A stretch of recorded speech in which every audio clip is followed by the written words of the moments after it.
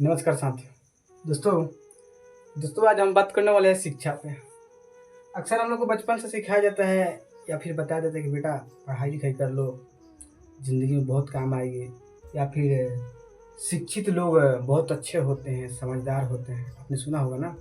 तो आज उसी पे हम बात करेंगे, शिक्षा क्यों ज़रूरी है।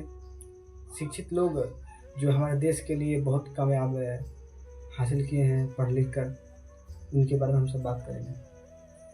ठीक है, देखिए शिक्षा के बारे में आप सबने जाना होगा कि हमारे माता पिता लेबर के काम करें या फिर किसी भी इंडस्ट्री में काम करें, किसी भी लेवल पे काम करें, वो चाहते हैं कि मेरा पुत्री मेरा बेटा जो भी हैं वो हमसे उच्च लेवल पे जाएं, या फिर हम जो काम कर रहे हैं वो काम ना करें, उससे अच्छा काम करे मेरा बेटा, चाहता है ना माता पिता। तो यही है शिक्षा की ताकत क्या होती है। देखो, हम लोग बचपन से हमारे माँ बाप संस्कार देते हैं, गुरु जी शिक्षा देते हैं। पहला हमारे माता पिता गुरु हैं, वो भी शिक्षा और संस्कार दोनों देते हैं, हमारे माता पिता गुरु। ठीक है, तो वैसे ही शिक्षा है। शिक्षा क्यों जरूरी है, लोग क्यों कहते हैं कि पढ़ना लिखना बहुत जरूरी है, पढ़ो लिखोगे तो अच्छे नौकरी लग जाएंगे। किस लिए? देखिए, सबसे पहले आप पढ़े लिखेंगे तो आपके शरीर का विकास होगा। शरीर के साथ साथ जो मस्तिष्क है शरीर में, उसका विकास होगा। कैसे सोचना है, समझना है, कैसे बोलना है एक दूसरे से, कैसे बात करना है। ठीक है, जिस प्रकार शरीर का विकास हो जाता है, खूब अच्छे से हम आप पुष्टिक आहार खाइएगा, अच्छा भोजन करिएगा तो आपका शरीर खूब स्वस्थ और तंदुरुस्त रहेगा। ठीक उसी प्रकार आपके अंदर जितना अच्छा से शिक्षा, आप अच्छे से किताब पढ़ने आपको आ जाता है, आपके अंदर अच्छा सा शिक्षा है, मतलब आप अच्छे से पढ़ लिख लेते हैं, समझ लेते हैं, किसी भी बड़ी बड़ी बातों को छोटे शब्दों में लोगों को समझा देते हैं, बता देते हैं, वही शिक्षा होता है। समझ रहे हैं? शिक्षा डॉक्टर भीमराव अम्बेडकर जो एक बहुत ही गरीब परिवार से आते थे, ठीक है, और वो गरीब परिवार से आते थे, आज देखिए वो शिक्षा के माध्यम से कहाँ पहुँच गए।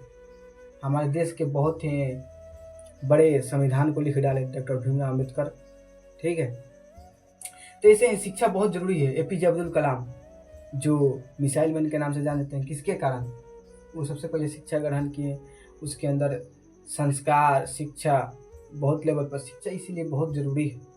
ठीक है, शिक्षित लोग जो होते हैं, पढ़े लिखे लोग होते हैं, उनके अंदर सोचने समझने की क्षमता अधिक होती है। इसीलिए हमारे माता पिता चाहते हैं कि हमारे बच्चे पढ़े लिखे, बहुत आगे तक जाए। शिक्षा बहुत ज़रूरी है।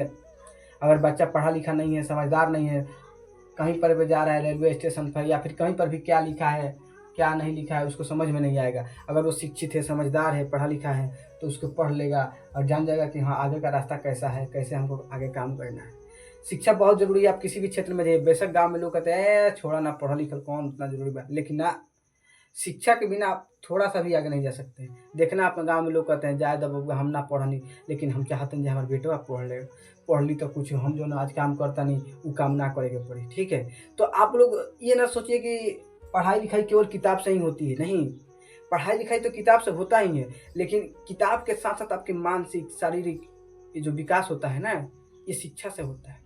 ठीक है, आप पढ़िएगा, उसके अंदर जो कैलकुलेशन चलेगा आपका दिमाग के अंदर, वो शिक्षा की वजह से। ठीक है, शिक्षा ऐसा बोलते हैं कि शिक्षा ऐसा शेरनी का दूध है, जो पीता है वो दहाड़ता है। ठीक है, तो जो व्यक्ति शिक्षित रहेगा वो किसी के आगे दबेगा नहीं, वो किसी की बातों को अपने अंदर कैलकुलेशन चलाएगा कि ये बात जो बोल रहा है वो सही है या फिर गलत।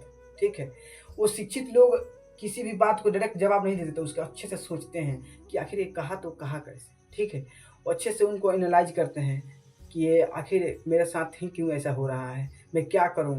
ठीक है, आज देखिए, बेशक कोई आपने देखा होगा कि बिना पढ़े लिखे लोग बड़े बड़े कंपनियां हो जाते हैं, लेकिन पढ़े लिखे लोग ही उस कंपनी को चलाते हैं। उसमें मैनेजर जो है, जो उसमें जो भी काम करने वाला कुछ लोग होते हैं, पढ़े लिखे लोग ही होते हैं जो इंडस्ट्री को संभालते हैं।